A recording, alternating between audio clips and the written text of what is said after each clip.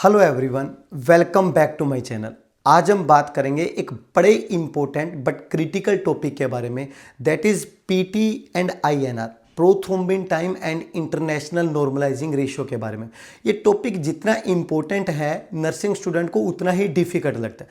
तो आज मैं आपको एक क्वेश्चन के थ्रू इस क्रिटिकल कंसेप्ट को समझाने की कोशिश करूंगा और आपके अंदर क्रिटिकल थिंकिंग बिल्डअप करने की कोशिश करूंगा। So let's start from question first. Question ये है, a client with persistent atrial fibrillation has been on heparin for last 2 weeks as a part of his continued anticoagulant therapy. He has been started on warfarin 5 mg per oral QD 4 days ago. His PT-INR from the morning is reported 7.2 and 1.4. Which of the following action if taken by the nurse is most appropriate? Let's jump to the options.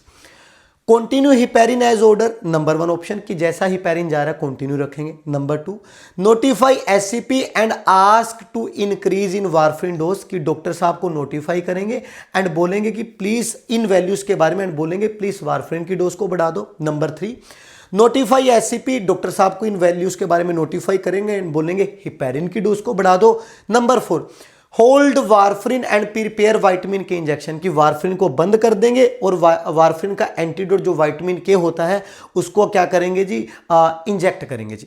4 option है। अब चारों में से आप कौन सा click करोगे depending on कि आपको ये कंसेप्ट पता है कि नहीं पता। ये क्वेश्चन आप पूरा कंसेप्चुअल, प्योरली कंसेप्चुअल, अगर आपको कंसेप्ट नहीं पता तो आपको बहुत सारी चीजें नहीं पता, आप इस क्वेश्चन को सोल्व नहीं कर पाओगे। तो पहले मैं आपको कंसेप्ट बताता हूं।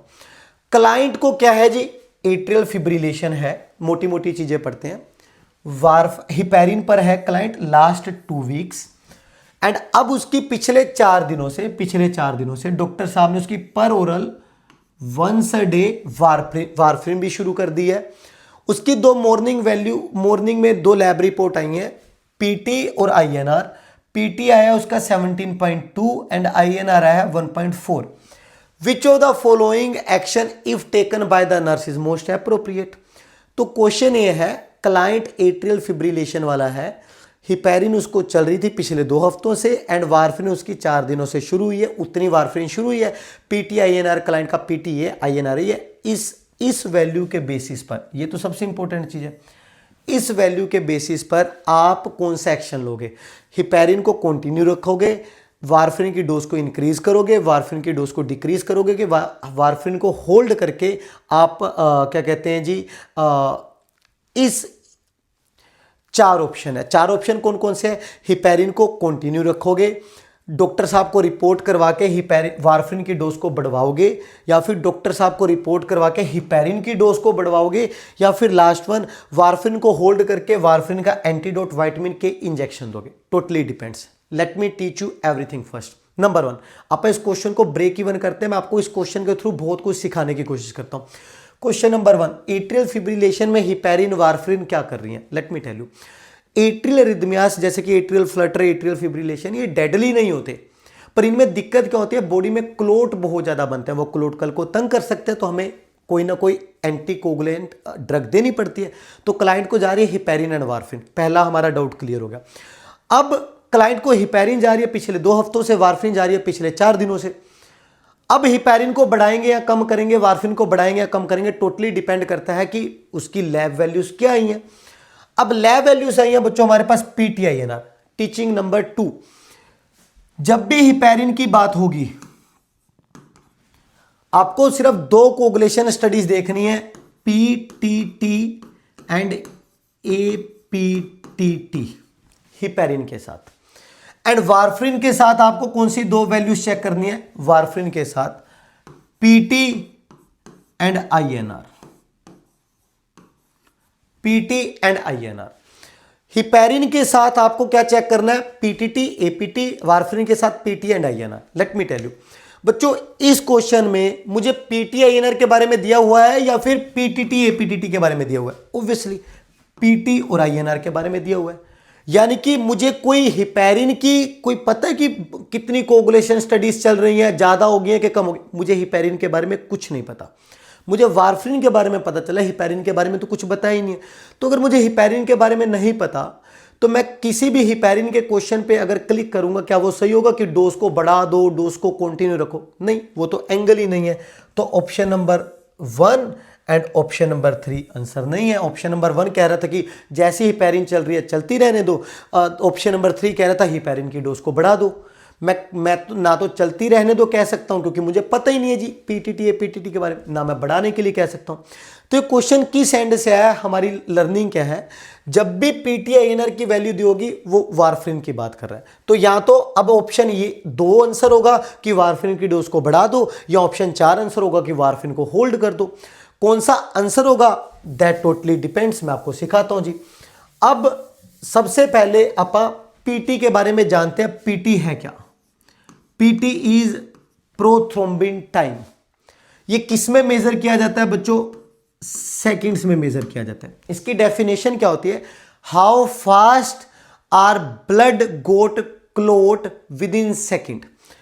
कितनी जल्दी हमारा ब्लड क्लोटिंग कर लेता है, उसको किस में मेजर किया जाता है? सेकंड्स में मेजर किया जाता है। पीटी की वैल्यू पता चल गई, नॉर्मल मैं बताऊंगा, पर पीटी को मेजर करते हैं सेकंड में। और क्या डेफिनेशन होती है प्रोथ्रोम्बिन टाइम का? मतलब क्या होता है, मेरा ब्लड कितनी जल्दी, अगर चोट लग जाए और खून निकले, कितनी जल्दी जल्दी जल्दी वो क्लोट कर लेगा, उसको बोलते हैं prothrombin time, and that is measure in second. हमें पीटी का पता चल गया।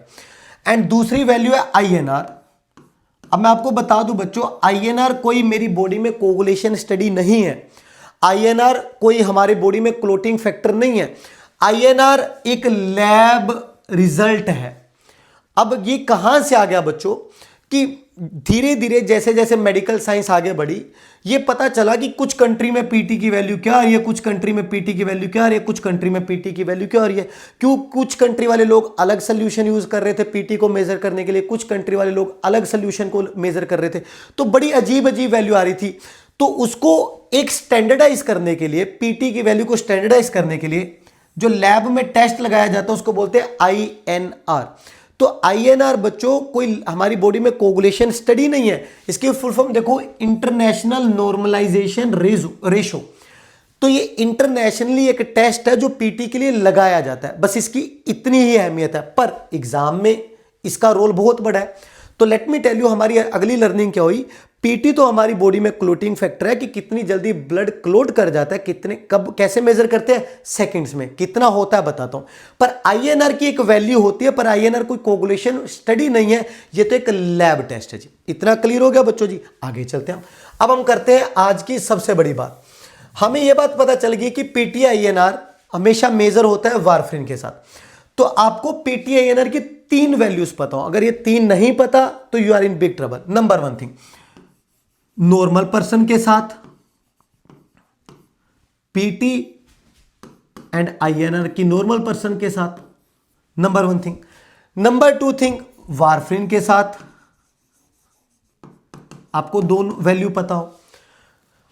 नंबर 3 एबनॉर्मल, बिल्कुल एबनॉर्मल।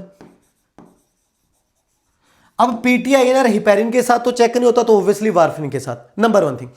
अब बच्चों मैं वारफरिन नहीं ले रहा हूं तो मेरे अंदर भी तो कोई पीटी की रेंज होगी, कोई आईएनआर की रेंज होगी अगर उसको लैब में लेकर जाया जाए।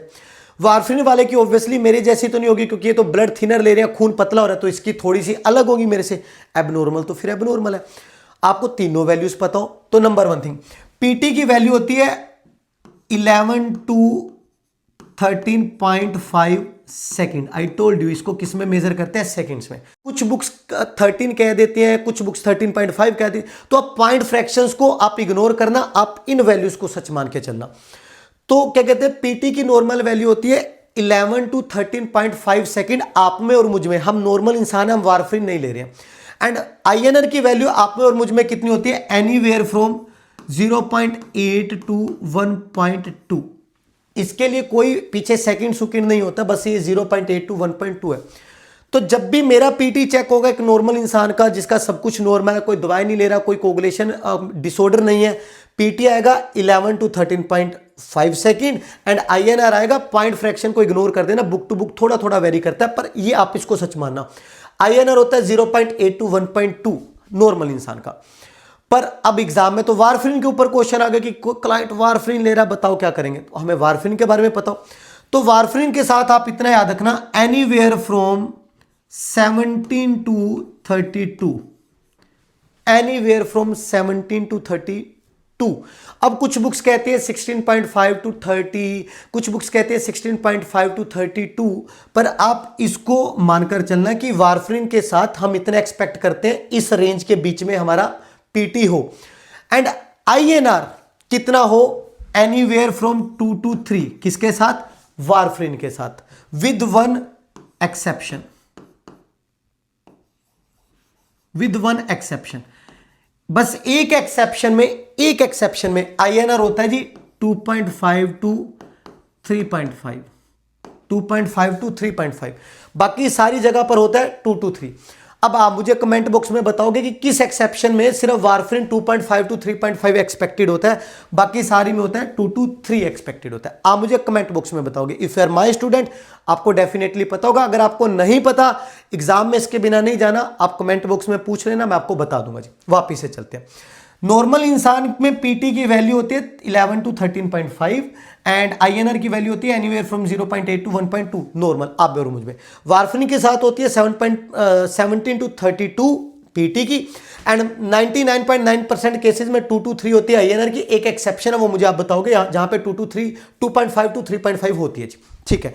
एबनॉर्मल तो फिर कितनी भी, मान लो ये 35 कह दी, 36 कह दी, ये कितनी भी, मान लो ये 4 कह दी, 5 कह दी, 7 कह दी आईएनआर की। एबनॉर्मल तो फिर हमें पता ही है, अगर ये दो पता है तो एबनॉर्मल भी पता है।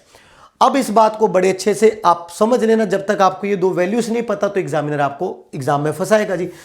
जैसे ही मुझे बात पता चल गई, अब आप इस क्वेश्चन को वापस से उतारते हैं। क्वेश्चन ये है, क्लाइंट वारफरिन ले रहा है, तो ये नॉर्मल तो नहीं है, वारफरिन वाली चेक करनी है। क्लाइंट वारफरिन ले रहा है और पीटी की वैल्यू है क्लाइंट की 17.2। आपने कितनी पढ़ी थी, एनीवेयर फ्रॉम 17 टू 32, हमारे क्लाइंट की है 17.2, एंड आईएनआर है क्लाइंट की 1.4। आपने कितनी पढ़ी थी, एनीवेयर फ्रॉम 2 टू 3। तो अब क्या कहते हैं जी, क्लाइंट का पीटी तो ऑलमोस्ट नॉर्मल है, नॉर्मल रेंज में है, बट क्या आईएनआर नॉर्मल है? हमें चाहिए वारफरिन के साथ 2 से 3, एंड क्लाइंट का आईएनआर है सिर्फ 1.4, एंड आईएनआर ज्यादा इंपॉर्टेंट होता है। मैंने बोला था जी, आईएनआर को नॉर्मलाइज किया गया है, ये इसी का लैब में एक वर्जन बनाया गया है। आईएनआर ज्यादा इंपॉर्टेंट है, तो क्लाइंट का आईएनआर, क्लाइंट का वारफरिन के साथ जितना मुझे चाहिए था उतना है, उससे कम है कि उससे ज्यादा है। 1.4 का मतलब है कि वो तो कम है। अब मुझे क्या करना पड़ेगा, मुझे डोज को, और डॉक्टर साहब को बोलूंगा, डॉक्टर साहब कि आईएनआर बहुत कम है, ऐसे तो हम दवाई देंगे तो उसकी बॉडी में फिर से क्लोट बन जाएंगे, दवाई देने का मतलब नहीं बनेगा, तो हमें डोज थोड़ी सी बढ़ानी पड़ेगी जी। तो which one is the answer? मैंने बोला था जी, हिपैरिन वाला तो कोई भी सेगमेंट आंसर हो नहीं सकता। तो अब आप मुझे बताओ, नंबर 4 आंसर है कि मैं डॉक्टर को बोलूंगा कि होल्ड कर दो, आईएनआर पीटी की वैल्यू बहुत ज्यादा बढ़ गई है। क्या बढ़ी है? अब आप समझदार हो, आपको पता है ये बड़ी नहीं है, ये तो ऑलमोस्ट नॉर्मल की रेंज में, ये तो बड़ी कम है। या फिर मैं डॉक्टर साहब को बोलूंगा, डॉक्टर साहब कि पीटी आईएनआर की वैल्यू आई है मेरे पास 7.22 और आईएनआर आई है 1.4, तो डॉक्टर को नोटिफाई करूंगा और मैं रिक्वेस्ट करूंगा कि डॉक्टर साहब वारफरिन की डोज को इंक्रीज कर दो। तो which one is the answer? Number 2 is the answer. Hope so मैं आपको इस क्रिटिकल कंसेप्ट को इस क्वेश्चन के थ्रू समझा पाऊंगा। बच्चों, एग्जामिनर आप लोगों से कंसेप्चुअल क्वेश्चन पक्का पूछता है, स्पेशली ऐसे क्वेश्चन। तो अगर आपको मेरी ये वीडियो पसंद आई है, प्लीज कमेंट बॉक्स में मुझे जरूर बताना। एंड इफ यू वांट कि मैं एपीटीटी और पीटीटी के सेगमेंट को भी ऐसे क्लियर करूं, एपीटीटी पीटीटी के बीच में रिलेशनशिप बताऊं, उनकी सारी वैल्यूज बताऊं, तो आप मुझे कमेंट बॉक्स में बताना। पर पहले मैंने आपको एक होमवर्क दे रखा है, उसको भी आप बताना। एंड प्लीज इस वीडियो को लाइक शेयर सब्सक्राइब करना उन लोगों के साथ जो अभी एनक्लेक्स की प्रिपरेशन कर रहे हैं। मैं आप लोगों के लिए ऐसी वीडियोस लाता रहूंगा। Thank you.